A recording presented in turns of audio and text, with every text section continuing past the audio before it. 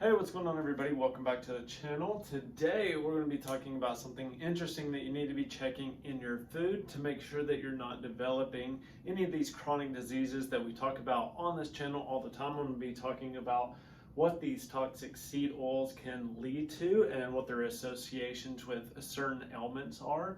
But today we're going to dive into what seed oils to check for when you're reading food labels to see if they are increasing inflammation in your body and getting those out of your diet, so that if you're struggling with your health, this can be a very good first step. And you are what you eat, so we all know that. So if you eat crap, you're going to become crap. If you eat inflammation, you're going to become inflammation. And so this is for all of my people out there who are struggling with inflammation, inflamed joints, inflamed gut, inflamed brain. Inflamed heart is another one, as well, as we see with heart disease.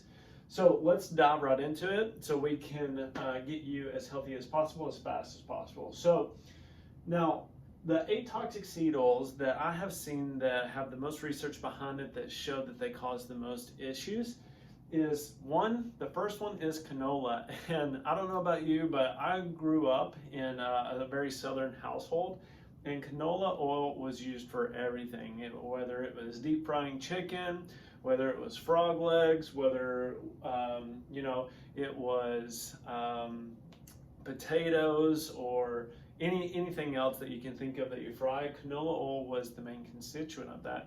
And many of you may not know, especially if you're watching this video and you're not subscribed to the channel, that I used to be around 200 pounds when I was 12 years old. And I was not healthy at all, and I struggled a lot. But I was able to overcome that, lose 40 pounds in one summer, and then I've been on this health journey since, helping people, recover their health and learn more about it. And so that was something that I didn't know, is just how these little basic ingredients that maybe you don't think about are causing chronic inflammation or causing chronic disease.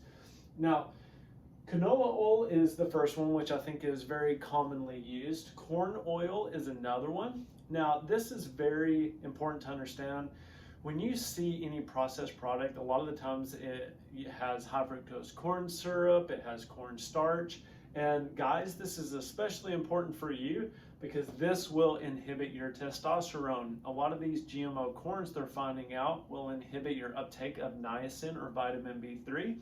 And that is essential when you're talking about producing proper amounts of testosterone. So if you're getting man boobs, if you're gaining a lot of weight around the abdomen area, if you don't have the sex drive that you used to, if you feel tired all the time, look at what you're eating, because this corn is killing us as males. And I think we see that more so in America than we ever have. Cottonseed oil is another one that you need to look out for. I don't think that it's as widely used, but there still is some use of it in certain products. The next one is soy. This one, now it's not necessarily that soy will decrease your testosterone. You would have to eat a lot of soy, so that's kind of a common misconception, is that if you eat soy, it's going to automatically lower testosterone. That's not really the truth. And now, while I'm not an advocate for soy, I think that these GMO foods, like we talk about with soy and corn, are banned in Europe for a reason. And the reason is that they are just very inflammatory, and they have a lot of health concerns that aren't necessarily regulated here in the US. So soy is another one that I recommend that you stay away from. Any type of soy products. If you like, tofu or anything like that, you want to make sure that it's organic at least. You definitely do not want to get a GMO brand of soy. The next one is sunflower oil. And I'm going to be talking about why this is such a concern and the 6 major causes why this. So just make sure you stay tuned until then. But sunflower oil is another one. Safflower oil, these are becoming more commonly used, especially the safflower oil, because I think there's just not as much research behind that it causes it, and they can get away with using it and saying that it doesn't cause any issues because there's just not the research. Grapeseed oil is another one, and then rice bran. So of these 8, let's just refresh your memory. And if you have a pen and paper, write these down so next time you go shopping, you can make sure that you're avoiding these or go to your pantry. But we have canola, corn, cottonseed, soy, sunflower, safflower, grapeseed, and rice bran. Okay? You want to look, make sure you're avoiding these. And you're asking, Dr. Strong, why should I be avoiding these? Well, it's because a lot of these seed oils are processed with very high heat. Okay, in order to extract all of the oil out of these plant derivatives, then you have to use a very extreme amount of heat. And the bad thing about heat is that it causes oxidation. And the best example that I can give is that if you look at a car and it's been sitting out in the weather and it doesn't have like a protective paint layer, what will happen is it will rust and it will, become clunky and it won't work as well. All the parts just don't move together very well. And I would argue that this is what you see a lot in arthritis. And I do have a video that talks about arthritis if you want to check that out, where I dive a little bit deeper into that, or you can comment below with any questions. But a lot of this is causing oxidation in the body and damage. And so if you have creaky joints, if you have chronic neck pain, even your thoughts because of the inflammation in the brain and the oxidation, if you just have slow thoughts, you can't really get words out, or you just feel unclear, look at what you're eating. And then the biggest thing is omega-6 fatty acids. Now, we do need some of these, so just to remind you, they are not bad. Overconsumption of these fatty acids are bad, and this leads to increased inflammation. So you want to have a proper amount of omega-3s to omega-6s, and by constantly eating these seed oils, you're throwing off that ratio, which just leads to an inflammatory cascade. And the 6 main problems with this, what we're going to go over now, is that this high amount of seed oils that we're consuming, from an evolutionary standpoint, we were not made to consume this, because in order to eat the amount of seed oils that we're eating now, you would have to eat, let's take corn for example, you would have to eat a lot of corn. So this is just an example, but like 50 ears of corn in order to get the same amount of oil that maybe you get, on your daily diet of eating, whether it's McDonald's or any of these processed foods that you see in the store. Now that isn't accurate, that is just an estimation, but you can see how the principle makes sense, that we're just over consuming these oils that we wouldn't really be able to digest and process and even put in our belly, but now we just have an abundant amount of them. Now, like I talked about before, it increases the omega-6 to 3 ratio. And these omega-6s just have a more pro-inflammatory response. While inflammation is needed at some times, because whether you're killing off an infection or repairing an injured muscle or, repairing brain tissue, whatever it is, you do need that inflammation cascade. It's not bad. Too much of it is bad because it dehydrates you, it causes damage to the muscle tissue, it causes damage to the neural tissue.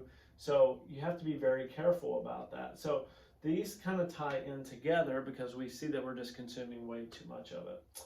Now, these seed oils are also unstable and oxidized, so they can cause more free radical damage. If you know anything about free radicals, it's just a loose electron that is bouncing and causing damage everywhere. So I like to tell people to think about free radicals as grenades in your body, and they're just exploding everywhere, and they're just causing damage to the neural tissue, to the muscle tissue, to the bone tissue, tendons, ligaments, the brain, whatever it may be, the organs.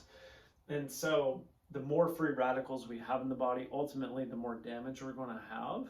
And if you keep consuming it, you're just going to keep getting more and more damage throughout the body. So they oxidize, like we talked about. They just kind of create a rusty feeling in your body. A lot of the times they have harmful additives with this. So this can look like trace amounts of certain heavy metals that we know cause especially neurodegeneration and neural issues. That is something that's very common. So if you have like depression, anxiety, dementia, Alzheimer's, a lot of these tie into just these small amounts of heavy metals over time can really they can bind to the neural tissue and cause damage in our body, causes like an autoimmune response because it says, hey, you shouldn't be here, what's going on? And then you get this kind of little war going on in your body in between the two. A lot of these are GMOs, so they are genetically modified, which, like I talked about earlier, that these have been banned in Europe and other countries due to safety regulations. And we see that those people in other countries typically are healthier, they have less chronic diseases that we have here in America, so that is a huge key component as well. So just be careful about what you're putting in your body and make sure that you understand it as well. And then more heat. So not only are they processed with heat, but if you reheat these, then it leads to a more oxidation as well, which is just more grenades going off in your body. Some things that especially omega-6 ratios have shown to be linked to are asthma, any type of breathing issues, lung issues, autoimmunities, multiple sclerosis, thyroid issues, gut issues, all of those kind of tie into that autoimmune realm. Mental health, like we talked about, depression, anxiety, dementia, Alzheimer's, so all of that kind of fits in that mental health. Diabetes and obesity, which is rampant in America, heart disease, gut health, osteoarthritis, and even macular degeneration, because that optic nerve is so susceptible to inflammation and any type of damage. So that's pretty much it. I hope you all have found this helpful, and hopefully you kind of understand why you need to get these out of your diet immediately so that you can reverse any type of chronic disease that you're dealing with and just have a better life. And don't fall into the standard American status quo where you feel like you're obligated to eat cookies, candies, Pop-Tarts, whatever it may be. So I hope you liked this video. If you don't mind, please like this video. It really helps my channel. Share it with your friends and family. Subscribe to my channel. And if you have any questions, just comment below. I'll see you all next time. Bye.